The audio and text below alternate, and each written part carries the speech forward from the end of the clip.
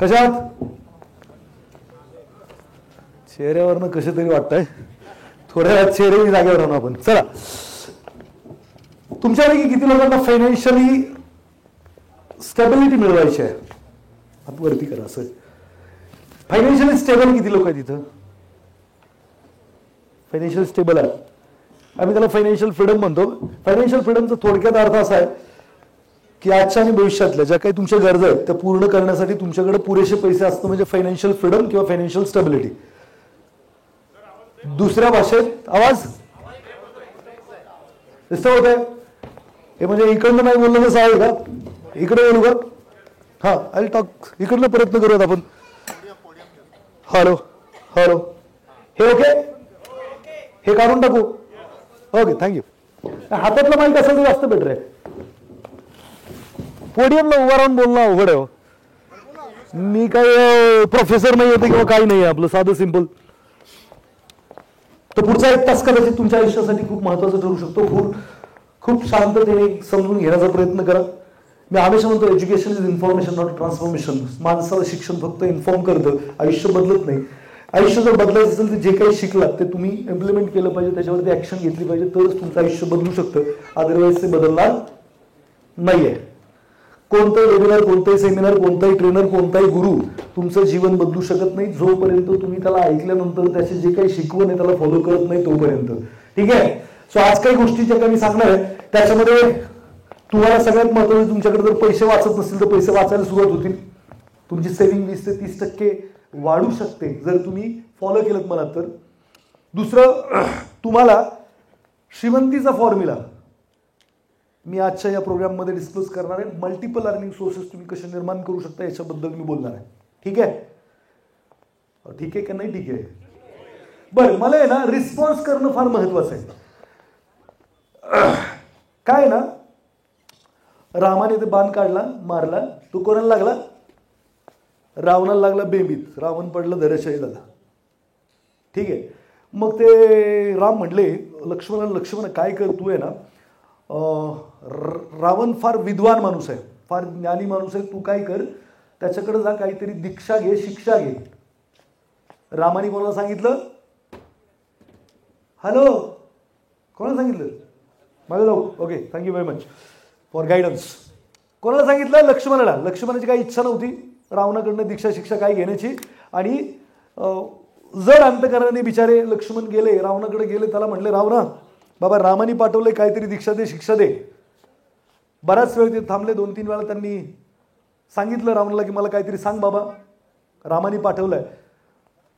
रावण काहीच बोले ना. मग वैतागून परत लक्ष्मण परत आले. कुठं? रामाकडे. राम म्हणले काय लक्ष्मणा, रावणाने दीक्षा दिली, शिक्षा दिली. तर लक्ष्मण म्हटले ती काय बोल ना हो, मी गेलो तिकडे पण काय म्हणून. मग राम म्हटले कुठे जाऊन उभं राहिलं होतं? म्हटले डोक्याजवळ. कसा उभं राहिलो होतो? म्हणले असा उभं राहिलो होतो.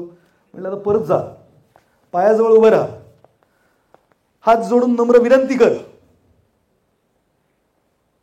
मग ते परत गेले, पायाजवळ उभं राहिले, नम्रपणे त्यांनी हात जोडून विनंती केली की रावण महाराज काहीतरी दीक्षा द्या, शिक्षा द्या. मग त्यांनी काहीतरी दीक्षा शिक्षा दिली की माझाच घर भेदी, माझा बरा भाऊ वगैरे वॉटेवर, आणि रामाचा भाऊ तुझ्याबरोबर, असं काहीतरी. त्याच्यामुळं असं काहीतरी झालं. आता या स्टोरीमध्ये ना थोडेसे कॅरेक्टर डिफाईन करू म्हणजे थोडीशी मजा येण्याचा प्रयत्न होईल, म्हणजे चांगलं वाटेल तुम्हाला. तर या स्टोरीतला जो राम आहे तो कोण आहे? ज्याने तुम्हाला इकडे बोलवलं.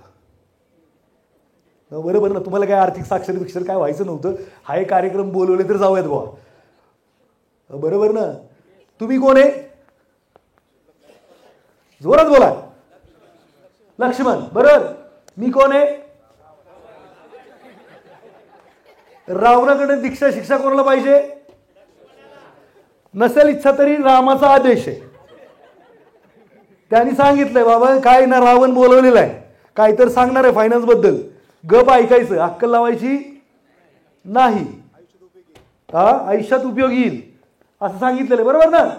मग आता रावण म्हणेल तसं करायचं. पुढचा 1 तासभर, जास्त वेळ काही घेणार नाहीये. रेडी आहात का? लक्ष्मणा रेडी आहेस का? करू का सुरुवात? तर मित्रांनो, आज आपण 3 स्टेप ऑफ फायनान्शियल फ्रीडम शिकणार आहे. अशा कोणत्या 3 स्टेप आहेत ज्या उचलल्याशिवाय तुम्ही आर्थिक स्वातंत्र्य मिळवू शकत नाही. दुसरीकडे फायनान्शियल कन्सेप्ट आपण क्लिअरिंग करणार आहे. मल्टिपल अर्निंग सोर्सेस जर तुम्हाला निर्माण करायचे तर तुम्हाला फायनान्शियल कन्सेप्ट माहीत असणं खूप खूप महत्त्वाचं आहे. आणि श्रीमंतीचा फॉर्म्युला काय ते मी तुम्हाला इथं सांगणार आहे. आणि हे सगळं प्रॅक्टिकल आहे. मी पेपरात येण्यासाठी कोणती गोष्ट सांगत नाही, मी वापरात येण्यासाठी गोष्टी सांगतो. तुम्ही जर हे वापरलं तुमच्या जीवनामध्ये तर 100% याचे रिझल्ट येतात. मी स्वतः आणलेले आहेत आणि माझ्या हजारो स्टुडंट आहेत, त्यांनी सुद्धा याचे रिझल्ट आपल्या जीवनामध्ये पाहिलेले आहेत. ठीक आहे, तर या 3 गोष्टीमध्ये इंटरेस्ट आहे का?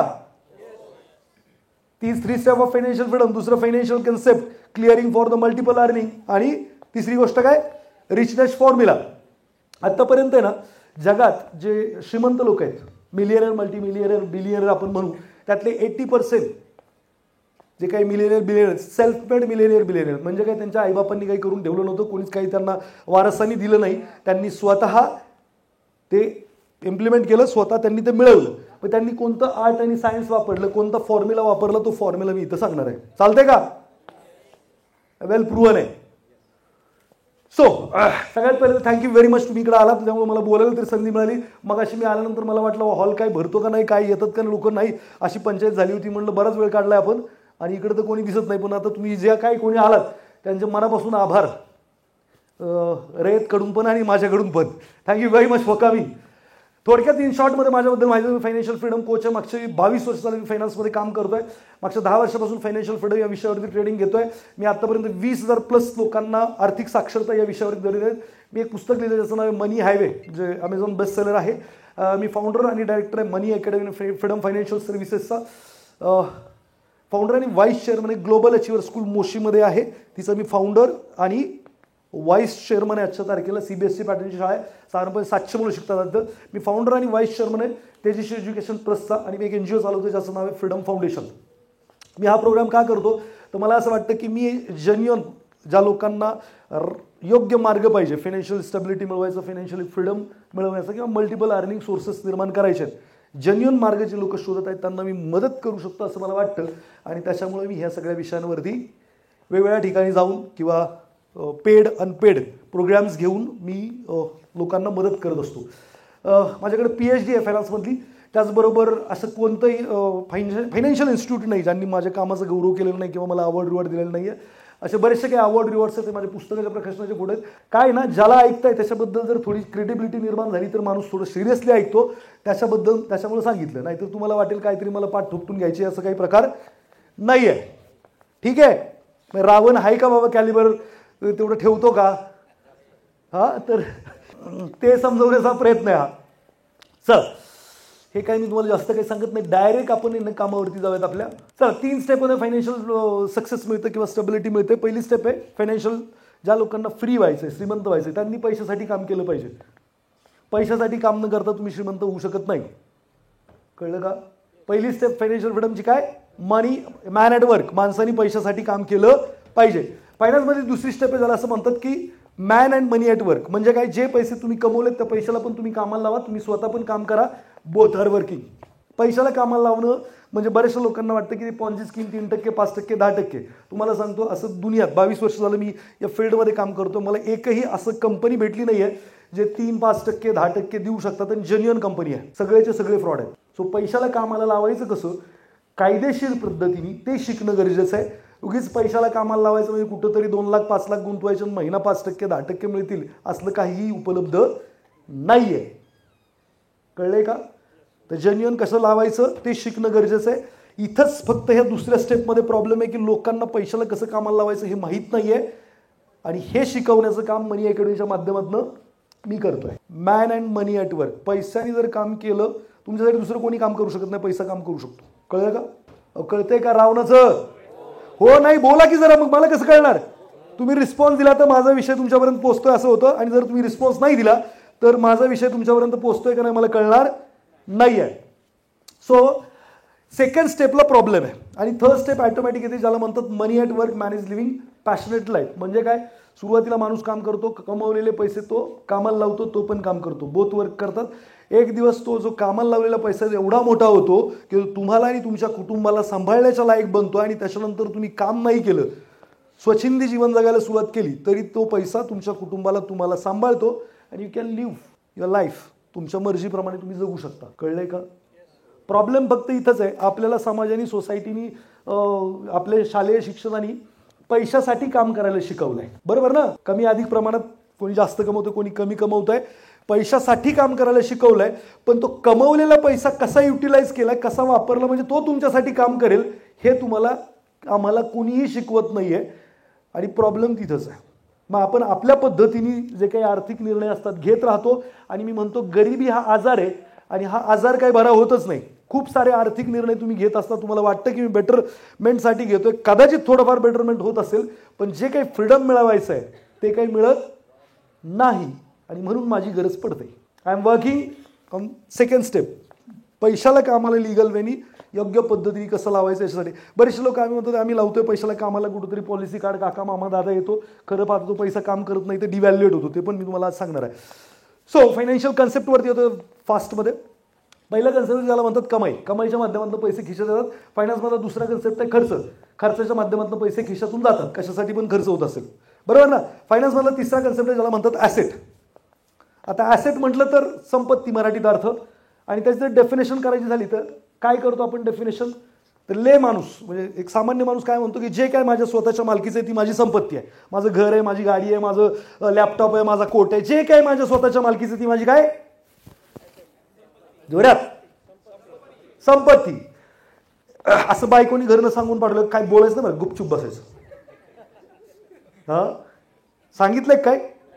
जरा एनर्जी आली ना चांगलं असतं. तुम्हाला सांगतो श्रीमंत लोक आणि गरीब लोकांमधला आहे ना ड्रास्टिक असणारा फरक म्हणजे काय की श्रीमंत लोक एनर्जेटिक असतात, उत्साही असतात, इंथुजियास्टिक म्हणूयात आपण.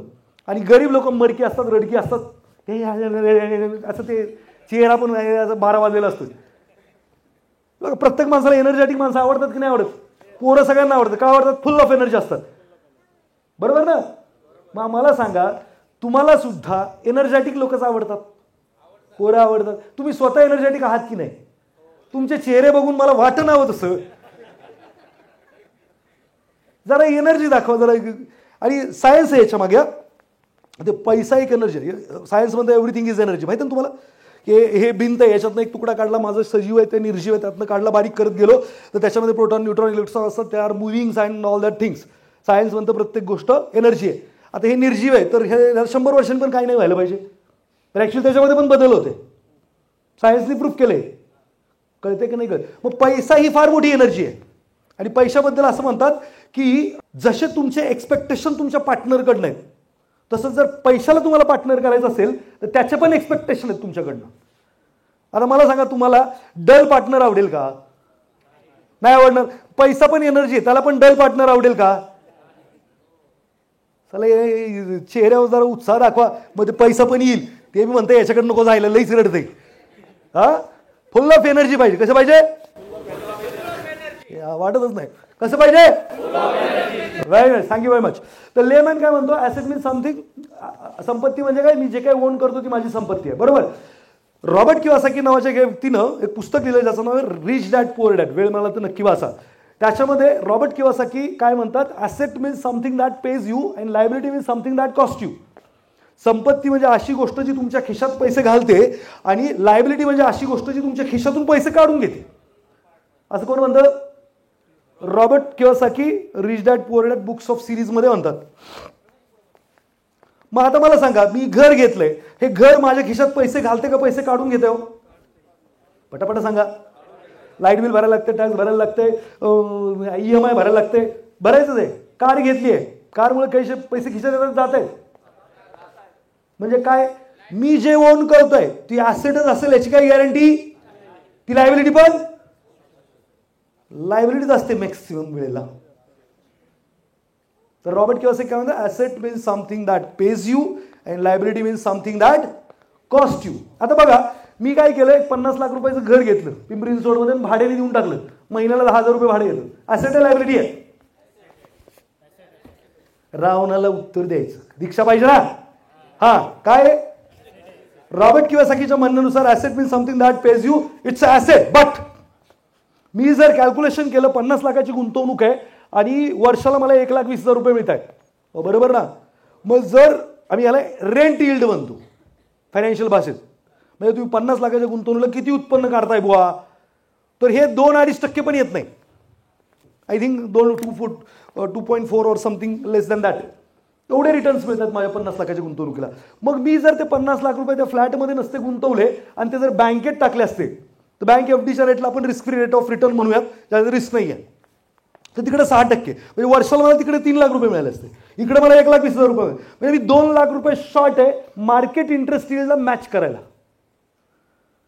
Getting my point or not? 2 lakh रुपये जर त्या घराची किंमत 2 लाख रुपयांनी वाढत असेल तरच मी मार्केट इंटरेस्ट यील्डला मॅच करतोय, आणि जर तेवढे ती वाढत नसेल तर I am actually making loss. माझे पैसे माझ्यासाठी काम करत नाहीयेत, ऍक्च्युअली दे आर डिव्हॅल्युएटिंग, कमी होत आहेत ते. बाकीचे येतात जे जात आहेत त्याच्याकडे लक्ष देऊ नका, माझ्याकडे लक्ष द्या. रावण कोणी? आपण आलोय कशाला? हाँ, ध्यान मेरी तरफ देने का, क्या करने का? मैं इधर आया ना और तुमने मेरे को सुना, मैं तो बोला पहले क्या education is information not a transformation. तुम्ही जर मला सिरियसली ऐकलं, खरंच जर फॉलो केलं ना, आय गॅरंटी यू तुमचं फायनान्शियल लाईफ पूर्ण बदललेलं असेल. आणि या गप्पा नाही आहेत, मी वापरातलं शिक्षण देतो, पेपरातलं नाही. तुम्हाला कुठलाही प्रश्न कुठल्याही शाळेत किंवा कुठं पेपर लिहून मार्क पाडायचे नाही देशातनं, अकाउंटचा बॅलन्स वाढवायचा आहे. हॅलो, तिकडे ते मार्केट वाढवायचं का बॅलन्स? आवाजावरून वाढत नाही, वाढलं तर वाढलं, वाढू दे नाही जाऊ दे, म्हणू दे. वाढवायचं का? हा, आवाज कसा पाहिजे. चला असो. तर या केसमध्ये जर विचार केला तर मी महागाईला बीट करेल एवढे पण रिटर्न बनवत नाहीये. दुसऱ्या भाषेत माझ्याकडे 1 लाख रुपये, मला एक गोष्ट विकत घ्यायची, तिची किंमत पण 1 लाख रुपये, ठीक आहे. पण मी असा विचार करतो यावर्षी ती विकत घेण्याऐवजी मी काय करतो, पुढच्या वर्षी विकत घेतो, ते पैसे घेतो बँकेत नेऊन एफडी करतो. बँक मला 1 लाखाला 1 वर्षानंतर 1,06,000 रुपये देते. Asset means something that pays you. Robert's किंवा असं की म्हणतात किंवा ती ॲसेट आहे, पे केलं त्यांनी मला 6,000 रुपये. बट जी गोष्ट मला विकत घ्यायची होती तिची किंमत 10% वाढली. किती वाढली? म्हणजे पुढच्या वर्षी ती वस्तू विकत घ्यायला तर 1,10,000 रुपये लागतात. मग मला सांगा 1,06,000 रुपयाची माझ्याकडे झाले, ते 1,10,000ची वस्तू विकत घेऊ शकतात का? मग माझे पैसे बँकेत ठेवलेले वाढले का कमी झाले? आकड्यामध्ये पैसे वाढलेत, पण त्याची क्रयशक्ती, पर्चेसिंग पॉवर, विकत घेण्याची क्षमता काय झाली आहे? आणि जर मी अशा पद्धतीने जर विचार करत असेल वेल्थ बनवण्याचा, तर काय वाटतं, बनवेल का मी वेल्थ? किंवा तुम्ही लाईफ इन्शुरन्समध्ये इन्व्हेस्टमेंट करता किंवा जिथं महागाईपेक्षा लेस रिटर्न मिळतात किंवा रिटर्नच मिळत नाहीत किंवा डिव्हॅल्युएट होत आहे, की प्रत्येक गोष्ट लायबिलिटी आहे. आणि असेट मीन्स व्हॉट? तर माझी डेफिनेशन अशी येते की संपत्ती म्हणजे अशी गोष्ट जी महागाई अधिक परतावा देते. जर तुम्हाला महागाई अधिक परतावा मिळत असेल तरच ती ॲसेट आहे, तरच ते तुमच्या संपत्तीमध्ये भर घालते, अदरवाईज ते तुमच्या खिशात पैसे घालत नाहीये. मग तुम्ही काय करता काय नाही करता, जेव्हा केव्हा तुम्ही पैसे गुंतवण्याची वेळ येते त्यावेळी you should ask to yourself, can I making more than inflation? बनवतोय का मी? किंवा शुड आय? विचारलं पाहिजे का नाही? शेजारी पाजारी काय विचारायला येणार नाही, आपल्याला बायकोने विचारायला आवडत नाही पगार किती झाला आणि किती खर्च केला, तर बाकीच्यांचा तर विषयच नाही. मग आपल्याला स्वतःलाच विचारावं लागेल, बरोबर का? चलो, ॲसेट मीन्स समजलंय, काय डेफिनेशन आहे? कोण आहे ते? त्यांच्यासाठी जोरदार टाळ्या वाजवा. कोण आहे? Sir thank you very much. बाकीचे लोक आलेत, बसलेत निवांत, बरं वाटतंय. ते आम्ही तर एक्सपेक्ट करत होतो ते कृष्णप्रकाशजी येतो ना येणार होते, अजून आले नाहीत. हा काय बोलतो, कुठनं आणलाय पकडून माहीत नाही. मी तुम्हाला सांगतो, एक आहे ना वर्ल्ड क्लास ट्रेनर आहेत, त्यांनी आहे ना एक सर्वे केला. सर्वे असा होता की त्यांनी एक प्रोग्राम बनवला, त्यांचं असं मत होतं हा जो कोणी प्रोग्राम करेल त्याचं पूर्ण लाईफ ट्रान्सफॉर्म होईल, पूर्ण बदलून जाणार, असं त्यांचं म्हणणं होतं. आणि मग त्यांनी काय केलं, पहिल्या 100 लोकांना बोलवलं, त्यांना सांगितलं हा कार्यक्रम फ्रीमध्ये करा तुम्ही. दुसऱ्या 100ला बोलवलं, त्यांना सांगितलं तुम्हाला हा पेड करायला लागेल, 1,000 रुपये चार्ज घेतला जाईल. दुसऱ्या 100ला, तिसऱ्या 100ला सांगितलं बाबा तुमच्याकडे मिड चार्ज होणार, तुम्हाला 10,000 रुपये घेणार मी तुमच्याकडनं, आणि त्याच्याकडे ते घेतले. चौथ्या 100 लोकांना त्यांनी हाय चार्ज केलं, 1 लाख रुपये घेतले. 5व्या 100 लोकांना त्यांनी प्रीमियम चार्ज केलं, 10 लाख रुपये घेतले. 500 लोकांचा programme, same venue, same content, same trainer, same everything deliver करण्यात आली.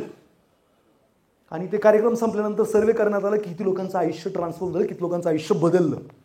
काय वाटतं तुम्हाला, ज्या लोकांना फ्री दिलं होतं त्यांचं किती लोकांचं आयुष्य बदललं असेल? जोरात बोला. एकाचंही बदललं नाही. ते कार्यक्रमाला कधी वेळेवर आले नाहीत, त्यांनी असाइनमेंट कधी पूर्ण केले नाहीत. ते ट्रेनरला असं ऐकत होते की मी तुला ऐकतोय, तुझ्यावरती मेहरबानी करतोय, तुझी तर घरात बायको बी ऐकत नसेल. कसे ऐकत होते? मी तुझ्या उपकार करतोय, मी आलोय ना. हे जे ॲटिट्यूड आहे ना, माणसाला बदलू देत नाही. मी हमेशा म्हणतो गरीब लोकांना कोणी श्रीमंत करू शकत नाही. त्यांना म्हणलं ना फुकट सांगतो, त्यांना वेळ नसतो. आयला बिझी आहे, मला नाही जमणार. त्यांना म्हणलं विकत सांगतो, ते म्हणतात पैसे नाही. कसं व्हायचं यांचं? बरं आता तुम्ही मला कसं ऐकताय की माझी बायको पण माझ्या घरात ऐकत नसेल? काय वाटतं तुम्हाला? काय मग मी डेफिनेशन विचारली, एकालाही सांगता नाही आली, एकच बिचारा माणूस मला ऐकतोय. बरं ही डेफिनेशन काय पेपरात येणार नाही, तुमच्या उद्यापासून वापरात आली पाहिजे. कळतंय का? काय डेफिनेशन आहे? Asset means more than inflation. That is very important. 10 लाखाचा प्रोग्राम आहे असं ऐकावं. हा, ते पुढची स्टोरी राहिली. ते 1000 वाले ती एका माणसाचं आयुष्य बदललं. त्याला शोधल्यावर कोण महाने बाबा 1000 रुपये देऊन आयुष्य बदललं. तर त्याला शोधल्यानंतर असं निदर्शनास आलं की त्यासाठी 1000 रुपये ही फार मोठी रक्कम होती, ती बुडली असती तर लय बोंबालणार होतं सगळं. मग त्यांनी लय सिरियसली केलं. मग ज्यांनी 10,000 रुपये दिले त्यांना शोधलं, 5% लोकांचं आयुष्य बदललं. ज्यांनी 1 लाख रुपये दिले त्यांचं 50% लोकांचं आयुष्य बदललं. आणि ज्यांनी 10 लाख रुपये दिले होते त्यांचं 95% लोकांचं आयुष्य बदललं. म्हणजे 5 महान कोण आहेत 10 लाख रुपये देऊन पण आयुष्य बदललं, त्यांना शोधलं. तर असं लक्षात आलं त्यांना शोधल्यानंतर की त्यांच्यासाठी 10 लाख रुपये चिल्लर रक्कम होती, ती बुडल्याने असा काही विशेष फरक पडणार नव्हता. आता तुम्ही इथं बसलाय, असं ऐका की 10 लाख दिलेत काय, आणि तसं ऐकलं तरच काहीतरी होईल. खरं तर पेन पेपर घेऊन यायला पाहिजे तुम्ही. यार काहीतरी सांगितलंय, काय लिहिलंय, आर्थिक साक्षर मार्ग, गरजच वाटत नाही ना. तुम्ही शब्द साक्षर झालं, सर्टिफिकेट आलं, तुम्हाला वाटतं आमचं झालं शिक्षण. साहेब काहीच उपयोगाचं नाही आहे ते. 0.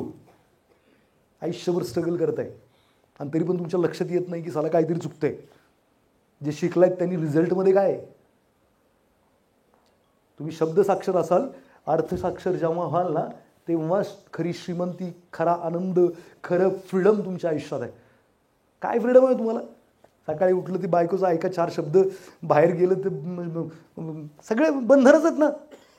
बॉसचा ऐका, ह्या शिव्या खा, त्या शिव्या खा, संध्याकाळी परत घरी या, परत अजून करत तरी शिव्या खा. काय फ्रीडम? चला बरं उद्यापासून, उद्या चला आपण सिंगापूरला फिरायला जाऊ.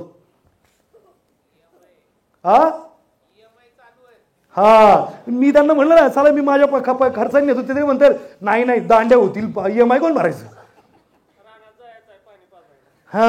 आहे का फ्रीडम? आहे का? देश स्वातंत्र्य झाला, आपण कधी स्वातंत्र्य? गुलामगिरीच जगतोय, बॉसची गुलामगिरी करतोय, समाजाची करतोय, ह्याची करतोय. मी म्हणतोय फ्रीडम फ्रीडम बोंबलतोय, तर काहीतरी माझं ऐका.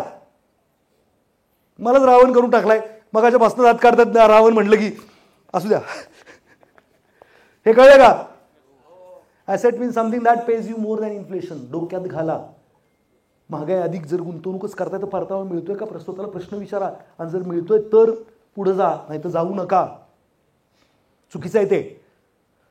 चला आगे. Liability is something that cost you. जी तुमच्या खिशातून पैसे काढून घेते, डिव्हॅल्युएट होते, ती प्रत्येक गोष्ट लायबिलिटी. अतिशय महत्त्वाची गोष्ट घडते. कमाईच्या माध्यमातून पैसे येतात, खर्चाच्या माध्यमातून निघून जातात. पैसे कोणाच्या खिशामध्ये घर बांधून राहत नाही. पैसे जाताना फायनान्शियल दृष्टिकोनातून फक्त 2 गोष्टी विकत घेतात, एकतर कमाई, एकतर खर्च. पैशाने तिसरी गोष्ट विकत मिळत नाही. फायनान्शियल दृष्टिकोनातून पैसे काय विकत घेतात? 10 लाख दिले तो पार्टिसिपेट करायचं असते. काय विकत घेतात? मी हे जे काही करायला लावतोय ना, यांनी इकडे रजिस्टर होणार आहे. नाही तर मी प्लेन खूप सारे वाक्य बोलून जाईल, इकडं नाही लक्षात राहणार. कळतंय का? माझा प्रयत्न हा पण असेल की मी जर इथं एफर्टच घेतोय तर तुमच्या डोक्यात पण काहीतरी जावं. तसं लिहित तर तुम्ही काही नाहीच आहे, बोला तरी काहीतरी इकडे रजिस्टर होईल. कळलं का? पैशाने काय विकत मिळतं? किंवा एनर्जी नाहीच आहे. पैसा काय तुमच्याकडे फिरकत नाही, तो माझ्याकडेच येणार.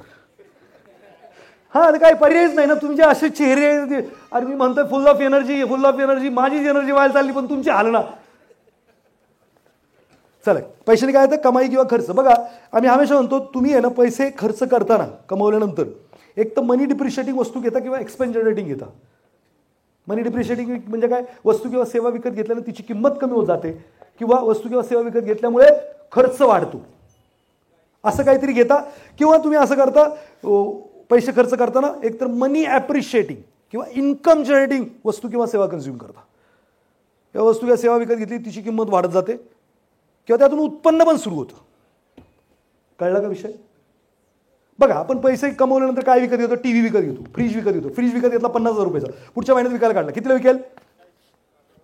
60,000ला, 80ला, कितीला? व्हॉट एव्हर जे काय. म्हणजे फ्रीज काय मनी डिप्रिशिएटिंग आहे. बरं, मग तुम्ही काय काय विकत घेता पगार केल्यानंतर? तुमच्या लक्षात आहे काय? कोट विकत घेता, फ्रीज विकत घेता, टीव्ही, आमकड हे सगळंच काय मनी डिप्रिशिएटिंग. बरोबर का चूक? किंवा मी कार विकत घेतली 10 लाख रुपयाची. घ्यायचं नाही याच्याबद्दल मी बोलत नाही, मी कन्सेप्ट क्लिअर करतोय. घ्यायचं कसं त्याच्याबद्दल पण बोलणार आहे. म्हणजे काय, मी माझ्याकडे कार नाही, घर नाही असं काही नाही आहे, सगळं आहे माझ्याकडे आणि तेही जोरदार आहे. नाही तर मला हे काय म्हणतोय हा. कन्सेप्ट क्लिअर झाला की मग पुढे जाता येते कसं करायचं याच्यावरती. कार विकत घेतली 10 लाख रुपयाची, पुढच्या वर्षी विकायला काढली 8 लाखाला विकेल. पण कार विकत घेतल्यामुळे महिना 10,000चा खर्च वाढला. म्हणजे कार मनी डिप्रिशिएटिंग पण आहे आणि एक्सपेन्स जनरेटिंग पण आहे. खर्च पण वाढवते आणि पैसे पण रिड्यूस करते. आता आपल्या कमाईतला किती टक्के हिस्सा, घरी जाऊन प्रॅक्टिस करायची, किती टक्के हिस्सा मनी डिप्रिशिएटिंगला जातोय आणि किती टक्के हिस्सा मनी ॲप्रिशिएटिंग आणि इन्कम जनरेटिंगला जातोय? असं वर्बल सांगू शकता का किती जातोय अंदाजे? 70-30. तुम्हाला सांगतो, जर 30% पैसे तुमचे फक्त 5 ते 7 वर्ष मनी ॲप्रिशिएटिंगला प्रॉपर जर गेले तर पुढच्या आयुष्यात तुम्हाला पैशासाठी काम करायची गरज नाही. प्रॅक्टिकली सिद्ध प्रूव्हन फॉर्म्युला आहे. किती टक्के तुम्ही किती पण कमवत असू द्या, त्या 30% जर तुमचे मनी ॲप्रिशिएटिंग आणि इन्कम जनरेटिंगला गेले तर 7 वर्षानंतर तुम्हाला आयुष्यात परत पैशासाठी काम करायची गरज नाही. काम करणार तुम्ही बसूच शकत नाही. हॅलो, शॉक बिग नाही लागत आहे? मरेपर्यंत काम करतंय, 30-30, 40-40 वर्ष काम केली लोक. करोनाच्या काळात 6 महिने जगता येईल एवढे पैसे नव्हते त्यांच्याकडे. आणि तुम्ही काय सांगता 30% जात आहेत, 30% जात असतील कुठं? SIP चालू आहे. बरं, व्हेरी गुड. काय करणार त्याचं? काय नाही, ते वाढले पैसे काढून अमेरिकेला फिरायला जाणार, काढून कार घेणार, काढून पोराचं लग्न करणार. झालं की डिप्रिशिएटिंगलाच गेलं की ते. ऍक्च्युअल सोन्याची अंडी देणारी कोंबडी तयार करायचा हा विचारच नाहीये. आणि जोपर्यंत हा विचारच नाहीये तोपर्यंत तुमची कोणतीही गुंतवणूक, आज जरी गुंतवणूक असली तर उद्याच्याला कन्वर्ट इन लायबिलिटी.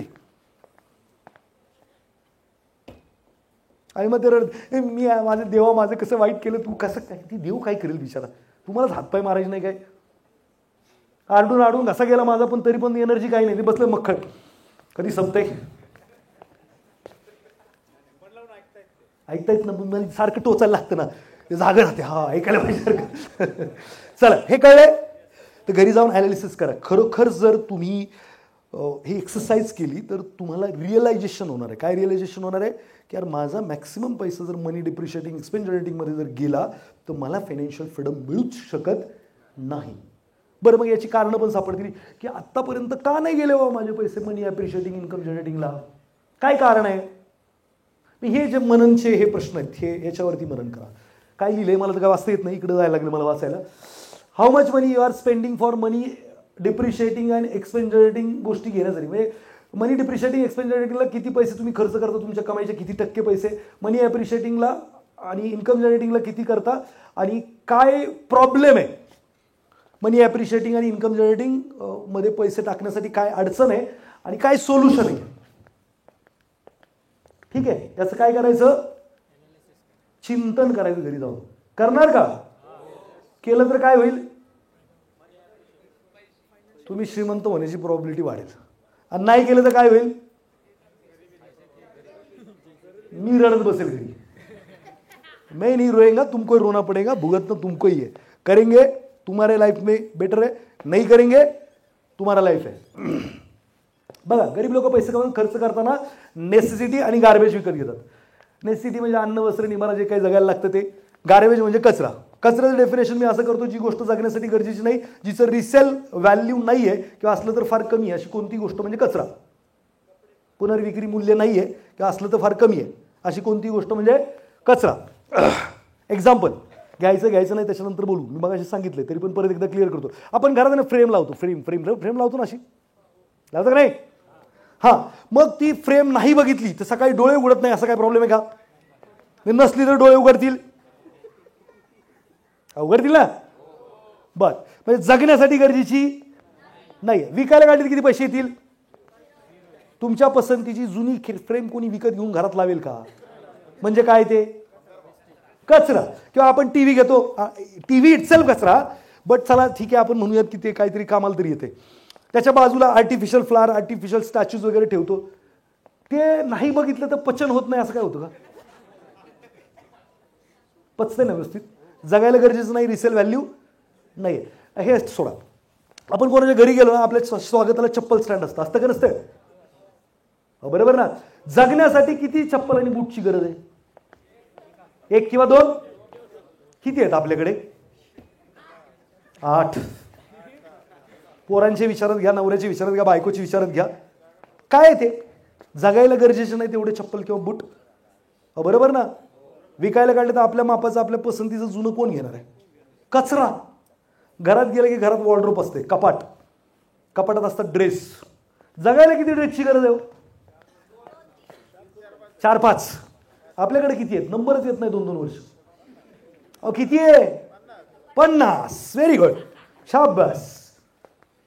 जगायला गरजेची नाही, विकायला काढलं तर आपल्या मापाचं, आपल्या पसंतीचं कोणी घेत नाही. काय ते? कचरा. महिला वापरतात ड्रेस, मागतात साड्या. किती असतात साड्या कपाटात? बरं नाही. आता मला सांगा, हे तर अजून भरपूर सारी एक्झाम्पल आहेत माझ्याकडे. घरात माणसं 4 असतात, 4 फॅमिलीला पुरतील भांडी असतात. सगळं जर काढलं घरातलं तर मला वाटतं 2-5 लाख 10 लाखाचा कचराच असतोय आपल्याकडे. मेहनतीच्या पैशाचा, बॉसच्या शिव्या खाऊन कमवलेल्या पैशाचा काय करतोय आपण? कचरा विकत घेतोय. मग मला सांगा, तुमच्या गरिबीला किंवा तुमच्या आजची जी काय आर्थिक परिस्थिती आहे, बरी वाईट चांगली मला नाही माहीत काय, त्याला कोण जबाबदार आहे? मोदी सरकार? कोण जबाबदार आहे? अरे आवाजावरून वाटत नाही मला. बायको, नवरा, शेजारी, आईबा, बॉस. पगारच वाढवत नाही. काय दिवा लावणार पगार वाढवून? कचरा वाढवणार अजून? कळतंय का साहेब? आपल्या आयुष्यात आपण जे काही मेहनतीने पैसे कमवतोय ना, त्याचा majorly we are buying garbage. आणि आपण रडतोय, देवा माझी श्रीमंती कधी येणार, मी काय होणार? कधीच नाही येणार. किती पण पैसे कमवत का, गार्बेज जर एवढ्या मोठ्या प्रमाणावर. काय आयफोनची गरज आहे हो तुम्हाला?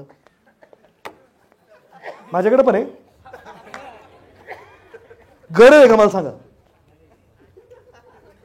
मला सांगा, बायकोनी माझ्या फोन केला तर ऐश्वर्याचा आवाज येतो का तिकडनं? पता चला यार ऐश्वर्या बात कर रही है, उसका तो आवाज आ रहा है. आईफोन इतना महंगा ले लिया, 1,65,000 का मोल है, तो ऐश्वर्या की आवाज आती है, बीवी ने फोन किया था. ऐसा कुछ होता है? लोक बदलतात फोन करायची.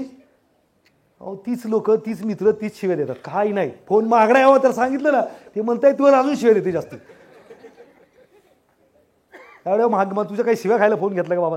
ते काय ऐकत नसते. मी सांगायचा मुद्दा काय, साधा घेतलं काय घेतलं तर काही फरक पडत नाही. मी म्हणत नाही घ्यायचं नाही महागडा, घ्यायचं कसं त्याच्यावरती नक्की बोलणार.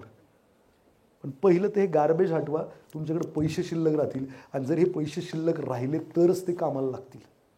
आणि जर ते शिल्लकच नाही राहिले तर काम कुठून करतील, वाढतील कुठून ते?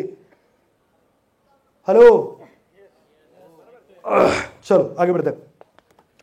मला किती वेळ आहे अजून माझ्याकडे? त्यांचं बघायला लागते ना आयोजकांचं. माझं महत्वाचं आहे. नाही मला माहीत झालं म्हणजे मला त्या हिशोबाने कंटेंट 15-20 मिनिटं. ओके. मला फास्ट किती घ्यायचं आहे, स्लो किती, गाडीचं गिअर बदलायला लागतात ना. मिडल क्लास लोक पैसे कमवतात, खर्च करतात, नेसेसिटी, गार्बेज आणि लायबिलिटीज विकत घेतात. म्हणजे काय? त्यांचं तर सवय आहेच आहे. नेसेसिटी सगळ्यांना घ्यायला लागते, गार्बेज तर घेतातच, आणि प्लस काय घेतात? लायबिलिटी. म्हणजे यांचा पगार वाढायच्या अगोदर कुठला EMI सुरू करायचं हे पहिलेच ठरलेलं असते. यांची कमाई इक्वल टू एक्सपेन्स असते किंवा खर्च थोडासा जास्त असते कमाईपेक्षा. असते का नसतंय? जरा पैसे वाचले की डाऊन पेमेंट ठरलेलं आहे. आयफोनचं करतील, गाडीचं करतील, घराचं करतील, अजून कशाच तरी करतील. आयुष्यभर यांचं EMI चालूच आहे. त्यांना भेटलं सिंगापूरला चला म्हटलं ते म्हणतात EMI. Face full of worry, heart full of tension, किसी से बात करने का टाइम नहीं, लाइफ जीने का टाइम नहीं. What kind of life is this? याला जीवन म्हणायचं का? जगायलाच वेळ नाही, आले कशाला भोगायला? जगणं महत्वाचं आहे यार. ठीक आहे, या सगळ्या गोष्टी पण महत्वाच्या आहेत, पण मेहनतीच्या पैशात नाही घेतल्या पाहिजेत. घर, गाडी, मोठे घर, गाड्या मेहनतीच्या पैशात येत नाहीत. किती मेहनत करणार साला, रात्रंदिवस ओव्हर टाईम करा, पार्ट टाईम लिमिट आहे. एक सर्टन वेळेस काम करू शकता, सर्टन अर्निंगच करू शकता तुम्ही. जोपर्यंत तुमच्यासाठी कोणी काम करत नाही तोपर्यंत. पण ते कामालाच कसं लावायचं ते शिका ना. ओव्हर टाईम करायला नसतंय शिकायचं. तर ही लोक काय करतात, त्यांच्याकडे सगळ्या लायबिलिटी भरून असतात. दिसताना ही लोक श्रीमंत दिसतात, पण यांच्यासारखे परेशान आत्मा ह्या पृथ्वीवरती नाही आहेत. दिसतात श्रीमंत, यांच्याकडे गाडी असते, घर असते, सगळं, पण सगळं EMI वरती, सगळं EMI वरती. काहीही विषय झाला की त्यांचं चालूच आहे EMI. मग दिसायचंय श्रीमंत का व्हायचंय? तुला व्हायचंय, तू बरा याच्यासाठी जोरात टाळ्या वाजवत. हे पण ह्याला पण कंजूसी, एनर्जी नाहीच आहे. थांबा थांबा वेट वेट वेट वेट टाळ्या वाजवायची 2 कारण आहेत, एक सायंटिफिक, एक नॉन सायंटिफिक. कोणतं सांगू? सायंटिफिक. 30-40 वर्ष ज्या डॉक्टरांनी प्रॅक्टिस केली डॉक्टरकीची, अशा लोकांचा सर्व्हे करण्यात आलं. तर त्यांना विचारण्यात आलं की बाबा तुमच्या 30-40 वर्षाच्या प्रॅक्टिसमध्ये तुमच्याकडे तृतीयपंथीय लोक किती इलाजाला आली? तृतीयपंथीय कळतं तुम्हाला? चौकात उभे असतात ते. तर आश्चर्याचा पाठ होता, त्यातल्या क्वचितच एखादा डॉक्टर म्हटला की यार माझ्याकडे कोणीतरी कधीतरी आलं होतं, कोणीतरी कधीतरी आलं होतं. याचं जे रिझल्ट असा आला की ती लोक आजारी पडत नाहीत. आणि त्याचं सायंटिफिक कारण असं होतं की ते जेव्हा जोरात टाळ्या वाजवतात तेव्हा त्यांचे ॲक्युप्रेशर पॉईंट दबले जातात आणि त्यामुळे खूप सारे रोग बरे होतात. कळलं काय म्हटलं मी? ते खूप सारे रोग बरे व्हायला मदत होते. मी असं ऐकलंय, कन्फर्म माहीत नाही, की कर्नाटकमध्ये एक आश्रम आहे जिथं प्रत्येक रोगावरती इलाज होतो. इलाज काय तर तुम्ही तिकडे जाऊन 10 दिवस राहायचं आणि 1 तासाला तिथं घंटा वाजते, तिथे एक हॉल आहे, तिकडे जाऊन जमा व्हायचं. 5 मिनिटं तुम्ही जोरात टाळ्या वाजवायच्या आणि तुम्ही जाऊन परत रूममध्ये झोपायचं. तुमचे सगळे आजार बरे होतात तिथं गेल्यावर. आता जेव्हा केव्हा टाळ्या वाजवायचा मौका मिळेल तेव्हा समोरच्याला वाटू द्यात त्याच्यासाठी वाजवल्यात. तुम्ही आत्म क्लिअरिटी ठेवायची. काय? मला माझं हेल्थ चांगलं ठेवायचंय, त्याच्यासाठी आग होऊस तर हात टाळ्या वाजल्या पाहिजेत. प्रॉब्लेम काय? वाजवा की. ऐकायचं, रावणाचं ऐकलं तर लई रिझल्ट आहे. दुसरं नॉन सायंटिफिक कारण सांगू का? सांगू का? हां, परमिशन घेतलेली बरी असते. बघा, प्रत्येक माणसाला आहे ना त्याच्या जीवन काळामध्ये ना एक कोटा दिलाय टाळ्या वाजवण्याचा. ठीक आहे, तो जर त्यांनी या जन्मात पूर्ण नाही केला तर त्याला पुढच्या जन्मात तो पूर्ण करावा लागू शकतो. कळलं? त्यांनी जोरात वाजवा. सर, श्रीमंत लोक काय करतात? पैसे कमवतात, खर्च करताना नेसेसिटी घेतात, जगायचं नाही असं काही नाहीये, आणि ते ॲसेट विकत घेतात. ॲसेट मीन्स काय? Something that pays you more than inflation. गरीब लोकांचा फॉर्म्युला काय? पैसे कमवा, पैसे खर्च करा. एका हाताने येतात, दुसऱ्या हाताने निघून जातात. आता आहे चला जात आहे, म्हणजे सरळ सरळ पैसा सरळ सरळ निघून जातात. सरळ सरळ ही लोक गरीब राहतात. मरेपर्यंत 2 वेळेचं पोट भरण्यासाठी काम करायला लागेल. काही नाही होऊ शकत. ना ग्रह काय करेल, तारे काय करतील, ना कोण काय करेल, ना सरकार काय करेल, ना कोण काय करेल. तुमचं येतंय आणि जात आहे, तुम्ही डेंजर झोनमध्ये आहात. If you are depend on a single earning source then एक 1 स्टेप अवे फ्रॉम द गरिबी. ते कधी पण मशीन काम करायचं बंद झालं की बोंबललं मशीन. ते करोनामुळे काम करायचं बंद करेल, अपघातामुळे बंद करेल, म्हातारपणामुळे बंद करेल. बंद करणारच आहे, आज ना उद्या प्रोडक्टिव्हिटी आहे. त्यावेळी तुम्ही जर काय कशावरती कसं जगणार? जागाच नाही जगायला.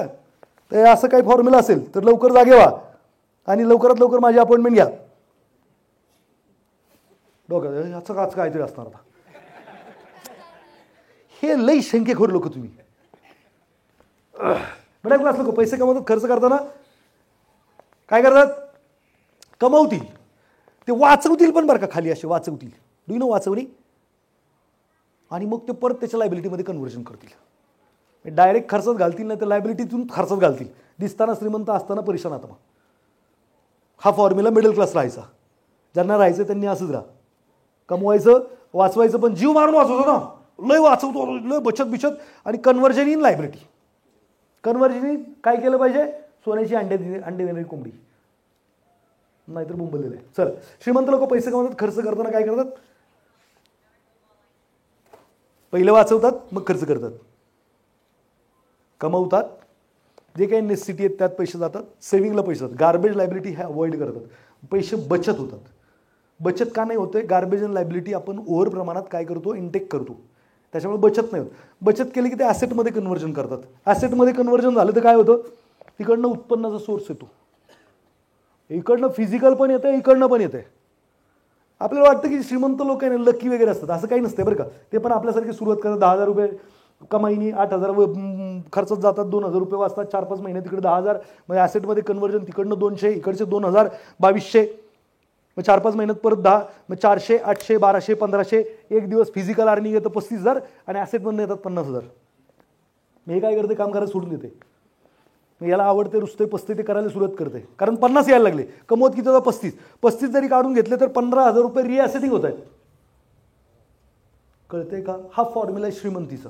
ज्याला कोणाला श्रीमंत व्हायचं त्यांनी काय करायचं, पैसे कमवा, पैसे वाचवा, वाचले पैसे ॲसेटमध्ये कन्वर्ट करा, ॲसेटमधनं कॅश फ्लो जनरेट करा, आणि मग काय तुम्ही मोठे मोठे लायबिलिटी घ्यायच्या लायक बनता. मग घ्यायच्या, मग वाटेल त्या धमाल घ्यायच्या, अजिबात मागं.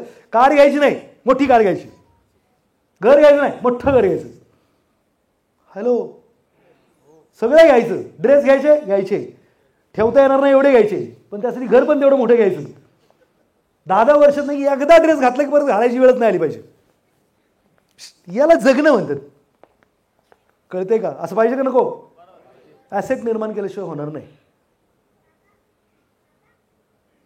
त्याशिवाय काय पर्याय नाही. मित्रांनो, जर श्रीमंत व्हायचं आहे तर पैशाला आणि लोकांना कामाला लावता आलं पाहिजे, सिस्टम किंवा लोकांना.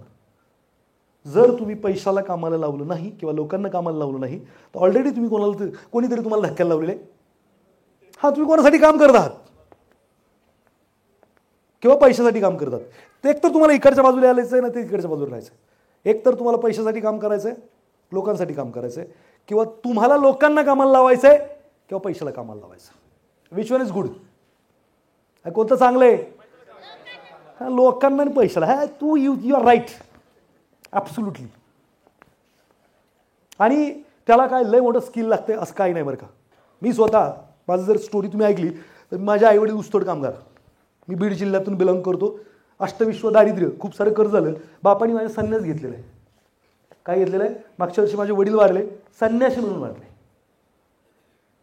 मला आईने कपडे शिवायला पाठवले, कपडे, टेलर काम. मी माझ्या आयुष्यातली खूप वर्ष टेलर काम केलं आहे, कपडे शिवलेत. मला कोणीतरी पकडलं, मी काळेवाडीमध्ये राहायचो, त्यांचे पैसे होते, खूप सारे शिव्या दिल्या. ना जगायला पैसे होते, ना इज्जत होती, ना काय होतं. असं कुत्र्यासारखं जीवन नको म्हणून मी आत्महत्या करायला पण गेलो होतो. हॅलो, 2002ला तर अशी पण माझी परिस्थिती होती की मी कोणाच तरी पार्किंगमध्ये झोपलो होतो, चटई, आणि त्यांनी मला शाल दिली होती. 3 दिवस तिथं 20 रुपये होते, वडापाव खाल्लेले आहेत. त्यानंतर मी हॉटेल कलासागरला हाऊसकीपिंगला काम केलेलं आहे, संडास बाथरूम साफ करायचं. 2002ची गोष्ट सांगतोय. हॅलो, पुढे श्रीमंत व्हायचं कोणत्याही मार्गाने प्रयत्न करायचं. चांगला किंवा वाईट मार्ग श्रीमंतीचा तात्काळ नाही मिळत. चांगला पण नाही मिळत आणि वाईट तर नाहीच मिळत. आपण बघा प्रयत्न करून नाही भेटत, वाईट पण नाही भेटत. मी सगळे ट्राय केल्यानंतर हे विश्वासाने सांगू शकतो. मग आयुष्यात सगळ्यात बेस्ट काय घडलं तर तेजग्यान फाउंडेशनमध्ये गेलो. आयुष्यातलं जर काही टर्निंग पॉईंट असेल तर हॅपी थॉट्स तेजग्यान फाउंडेशन ऐकलं. सरशी तेजपारीची आध्यात्मिक प्रवचनं घेतात, तिकडे पोहोचलो आणि तिकडे गेल्यानंतर इथिक्स कळलं. नैतिकता, आयुष्यात जे काही करायचं इरमाने इतबारे करायचं, कधी कोणाची हायल नाही घ्यायची, तळतळ नाही घ्यायची, कधी कोणाला फसवायचं नाही, कधी चुकीचं काम करायचं नाही, असं तिकडे शिकलो. आणि तिकडे शिकल्यानंतर मग आता चांगल्या मार्गाने श्रीमंत व्हायचं तर कसं, इथून सुरुवात होते. मग सरशीने सांगितलं पुस्तकं वाचा. मग कुठं रिच डॅड पुअर डॅड वाच, काय नेपोलियन हिलचं ते तुमचं think and grow rich, Joseph मर्फीचं कुठं ते the power of subconscious mind, खूप सारे, रॉबिन शर्माचं ते द मॉन्ग हू सोल्ड फरारी, असे खूप सारी पुस्तकं वाचली. Richest man in the Babylon. आणि मग कोणी मला शेअर मार्केट सांगितलं, कोणी मला म्युच्युअल फंड सांगितलं, कोणी मला काय सांगितलं. मी तिकडे जायचं, बसायचं, ट्रेनिंग घ्यायची, असले उद्योग सुरू केले. मित्रांनो, 2002ला सुरू झालेला प्रवास 2009ला अशा परिस्थितीवरती मुकामावरती होता की माझ्याकडे 1300 स्क्वेअर फीटचं स्वतःचं घर होतं, माझ्याकडे स्वतःची 2 दुकानं होती आणि माझ्याकडे एवढे पैसे होते की मला पैशासाठी काम करायची गरज नव्हती. या सगळ्या गोष्टींचे पुरावे आहेत माझ्याकडे. हॅलो, आजच्या तारखेला त्यानंतर मी सिनेमा केला, बऱ्याचशा फिल्ममध्ये मी असिस्टंट डायरेक्टर म्हणून काम केलं, खूप काही उद्योग केले. झेपलं काहीच नाही तिकडचं. आता माझी शाळा आहे, माझा दवाखाना आहे, मी 17 बिझनेसेस करतो. Hello, I am sleeping partner over there. सिस्टमला, लोकांना धक्क्याला लावले, पैशाला धक्क्याला लावले. तुम्ही जर आहे ना माझ्याबद्दल अजून माहिती घेतली तर आय एम द, म्हणजे मी असं मस्करीत किंवा हसी मजाकमध्ये लोकांना म्हणतो की वॉरन बफेला तुम्ही कधी ओळखायला सुरुवात केली. तर त्यांच्या वयाच्या 80व्या वर्षी 40व्या वर्षी त्यांना कोणी ओळखत नव्हतं, जसं तुम्ही पण मला ओळखत नाही. आणि हे पुरावे आहेत माझ्याकडे. I am best investor. माझं यूट्यूब चॅनल आहे आकाश गोंधळ नावाने, कधी जा. मी जून 2023 ते नोव्हेंबर 2023 पर्यंत स्टॉक स्टडी पर्पजनी रेकमेंडेशन घ्या. सेबीने नंतर मला थांबायला सांगितलं, अलाउड नाही आहे प्रिडिक्शन देणं. तुम्ही जर ते बघितलेत ना, 1.5 वर्षामध्ये त्यातले कितीतरी स्टॉक 4-4 पट 10-10 पट 5-5 पट झाले वर्षात, 1.5 वर्षात. रेकॉर्डेड. तुम्ही सोशल मीडियावरती टाकताय आणि मी टाकलेले आहेत, बघा जाऊन चेक करा. देन यू विल नो की हाऊ मच मनी म्हणजे किती कमवत असेल त्याची बी आयडिया येईल तुम्हाला. काही नॉलेज आहे ते पण कळेल. बरं, हे सगळं प्रत्येक माणूस शिकू शकतो, प्रत्येकाला येऊ शकतं, म्हणून ही धडपड. प्रत्येकाला बऱ्याच लोकांना असं वाटतं की ट्रेनिंग प्रोग्रामशिवाय माझं काही चालत नाही. आणि जर तुम्ही बघाल सगळं काय, तर तुमच्या लक्षात येईल की मी किती कमवत असेल. आयडिया येईल फक्त. आणि आयडियाच घ्या, त्याच्यापुढे काही जाऊ नका. मी ही प्रत्येक गोष्ट सामान्यातल्या सामान्य माणसाला शिकवू शकतो. 22 वर्षाचं जे काही तपश्चर्या करून मिळालं ना, हे ट्रान्सफॉर्म करू शकतो. हे ट्रान्सफॉर्म करण्यासाठीची धडपड आहे. सगळे काही गुजराती मारवाड्यांकडेच असावं असं काही नाही, आपल्याकडे पण असायला पाहिजे. का नको? पाहिजे का नको? बेसिकपासून सुरुवात करा. हे बघा, पेपरात येण्यासाठी खूप साऱ्या फिया भरल्या, खूप ते मार्क मिळवले, त्यांनी काय नोकरी मिळाली मला माहीत नाही. पण मी इकडे आहे ना, तुम्हाला सांगू शकतो की हे वापरात येणारं शिक्षण खूप महत्त्वाचं आहे. याच्याकडे दुर्लक्ष करू नका. कळलंय का? घरी जाऊन ही पण एक्सरसाइज तुम्हाला करायची आहे. काय की बाबा, आजपर्यंत ॲसेट नाही निर्माण केली, त्याच्यामुळे तुम्ही तुमच्या आयुष्यात काय काय गमावलं. मी माझ्या आयुष्यात विचाराल तर बालपण माझ्या मुलांचं गमावलं, कमवण्याच्या नादात बाहेर राहिलो, पोरं मोठी झाली, त्यांच्या आयुष्यात रमली, आता मला काही त्यांच्या आयुष्यात शिरता येत नाही आहे. काही पार्टनर बरोबर मी अजून चांगला बेटर टाइम इन्व्हेस्ट करू शकतो, तो नाही करू शकलो. खूप साऱ्या गोष्टी गमावल्या. उमेदीचा काळ, कॉलेज लाईफ जगता नाही आलं, खूप साऱ्या गोष्टी नाही करता आल्या. पण तुम्ही काय काय गमावलं त्याचं ॲनालिसिस करा. ॲसेट न बनवल्यामुळे इथून पुढे जर नाही बनवलं तर काय गमवाल? कदाचित हेल्थ गमवाल, वेल्थ गमवाल, रिलेशन गमवाल, खूप काही गमवाल. तुम्हाला जागा करेल ही एक्सरसाइज. जागे व्हा. हे बघा, शोधले होतं देव सापडतो. ॲसेट बिसेट हे तर चिल्लर प्रकार आहे. मल्टिपल अर्निंग सोर्सेसला खूप सारे मार्ग उपलब्ध आहेत. खूप सारी लोक हेल्प करायला तयार आहेत. म्हणजे मीच नाही तर मार्केटमध्ये पण खूप असतील, मला माहीत नाही. सो ही एक्सरसाइज नक्की करा घरी. किंवा काय अडचण होते ॲसेट निर्माण करण्यासाठी, तर ॲसेट काय तेच माहीत नाही अजून. जे महागाई अधिक परतावा देईल त्याचं नॉलेज नाही आहे, आणि ते आपण घेतलेलं नाही आहे, म्हणून आपल्याला ती बनवता येत नाही आहे. जेव्हा आपण त्या ॲसेटचं नॉलेज घेऊ तेव्हा बनवता येईल का? आवाज. अरे, शिकल्यावर विमान बी चालवता येईल. आणि नाही शिकलात तर काहीच नाही येणार. तुमच्या किती लोकांना पोहायला येतं? पोहायला किती लोकांना नाही येत? का नाही येत? शिकलेच नाही. बरं, शिकले तर येईल का? सिंपल आहे. शिकल्यावर प्रत्येक गोष्ट येऊ शकते. ॲसेट बनवायला येणं काय अवघड नाही आहे.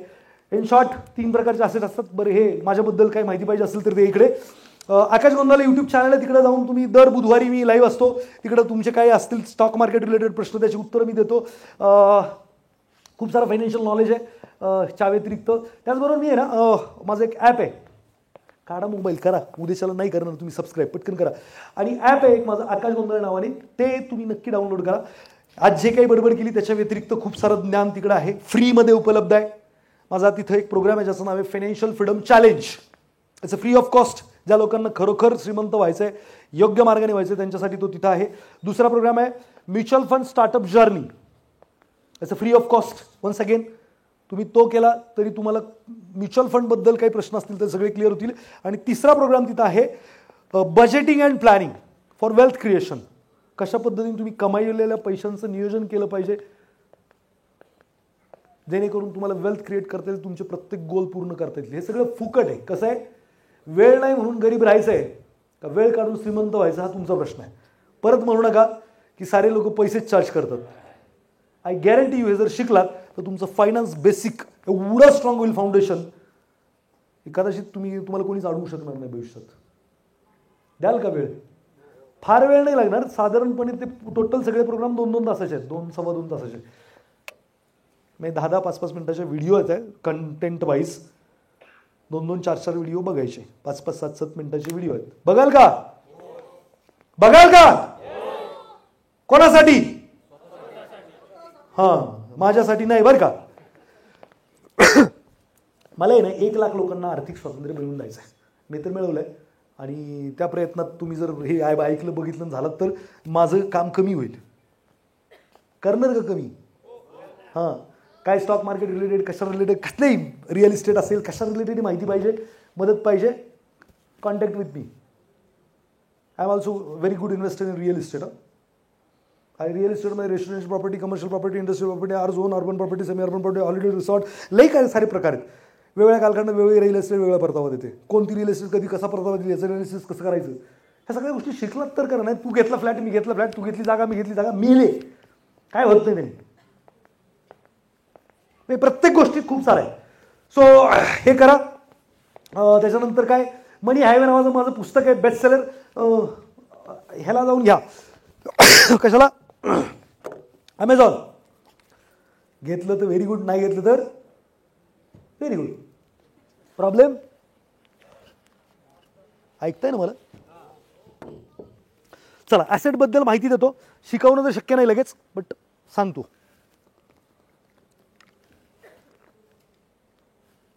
मोर 5-10 मिनिट्स, फक्त 10 मिनिटं घेणार. पहिले ॲसेट झालं मी फिजिकल ॲसेट म्हणतो. म्हणजे अशी कितीतरी कामं आहेत तुम्ही एकदा करून त्यातनं पुन्हा पुन्हा पुन्हा पुन्हा उत्पन्न मिळवू शकता. आपल्याला काय वाटतं माहिती आहे का, आपण महिनाभर काम करतो, महिनाभर काम केलं पगार मिळतो, पुढच्या महिन्यात काम नाही केलं तर पगार मिळत नाही. पण अशी खूप सारी कामं आहेत जे एकदा करून पुन्हा पुन्हा उत्पन्न देऊ शकतात. अशी कामं शोधा, अशी कामं शिका. गाजराची पिपाणी वाजली तर वाजली, नाही तर मोडून खाल्ली, नुकसान काय? आहेत का अशी कामं जे एकदाच काम करून पुन्हा पुन्हा पैसे देऊ शकतात? आहेत का? ऊत आलाय.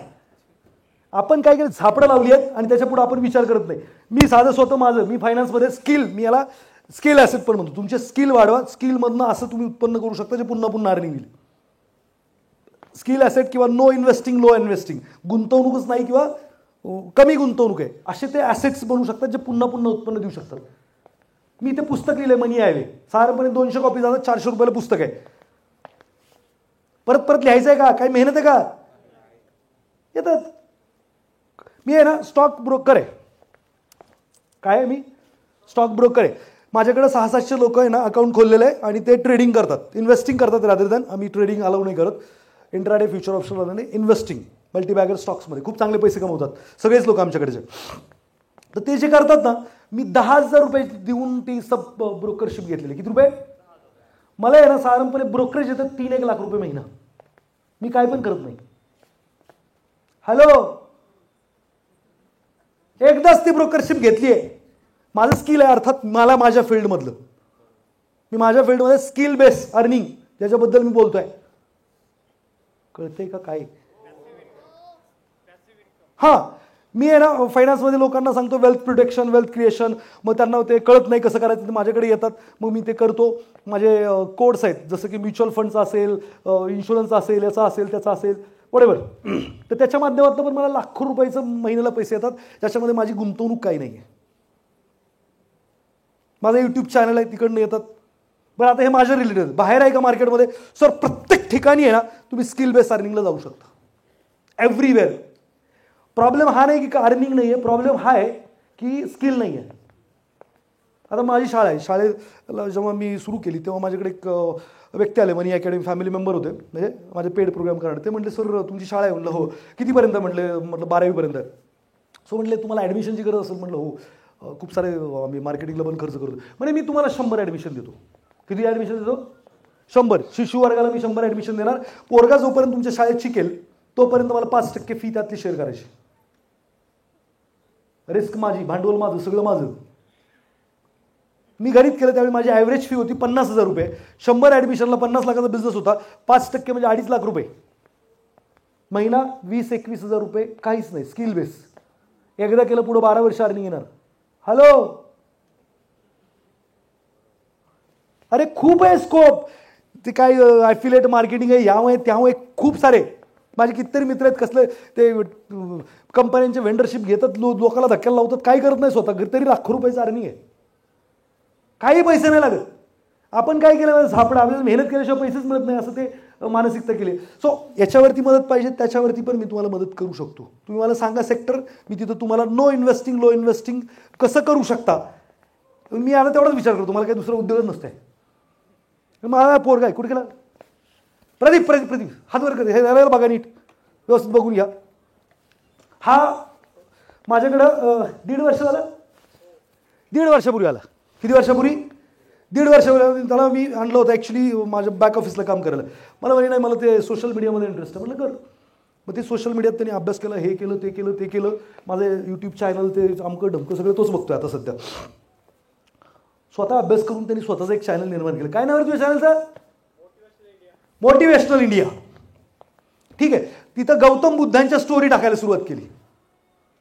साहेब पहिल्याच महिन्याचं उत्पन्न त्याचं होतं न काय का. बरं ते बी एआयच्या मदतीने. ह्याला काय येते ढेकळं, आवाज पण एआयचा, स्टोरी पण एआयची. म्हणजे काय बुद्धांच्या स्टोरी काय पाठांतर करून थोडी ठेवलं त्यांनी, सगळं एआयकडनं घेतलं आणि ते अपलोड केलं. पहिल्या महिन्याचा चेक काहीतरी 35,000 त्याचा. हा ते युट्यूबवरून. No investing low investing.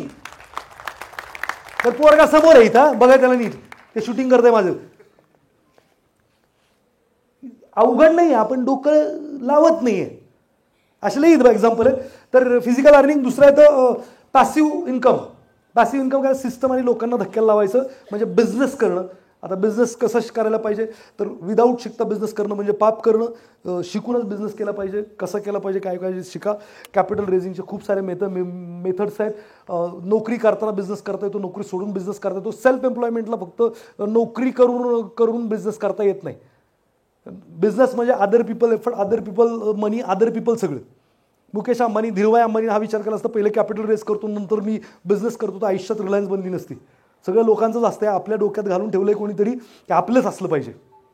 तिसरं पोर्टफोलिओ ॲसेट, ज्याला मी इन्व्हेस्टिंग ॲसेट म्हणतो. म्हणजे ज्याच्यामध्ये म्युच्युअल फंड येईल, रिअल इस्टेट येईल, स्टॉक मार्केट येईल, बॉन्ड डिबेंचर येईल, करन्सीज येतील, कमोडिटीज येतील, सगळं काही. बरे हे जे पोर्टफोलिओ ॲसेट आहे हे ॲसेट ॲप्रिशिएटिंग करण्यासाठी, वाढवण्यासाठी वापरायचे.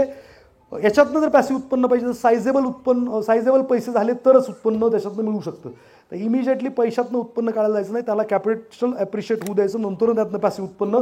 बिझनेस ॲसेट आणि तुम्ही स्किल बेस्ड ॲसेट बनवायला हरकत नाही. त्याच्यामध्ये काहीही जास्त लॉसेस नाही आहेत. बिझनेसमध्ये पण नाही आहेत. बिझनेस असं केलं पाहिजे, बिझनेस बुडला तरी आपण नाही बुडलं पाहिजे, आणि असं करता येतं.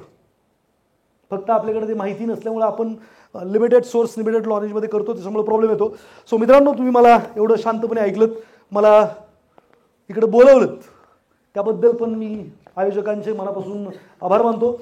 आणि थांबतो, पण तुम्ही थांबू नका. Thank you very much.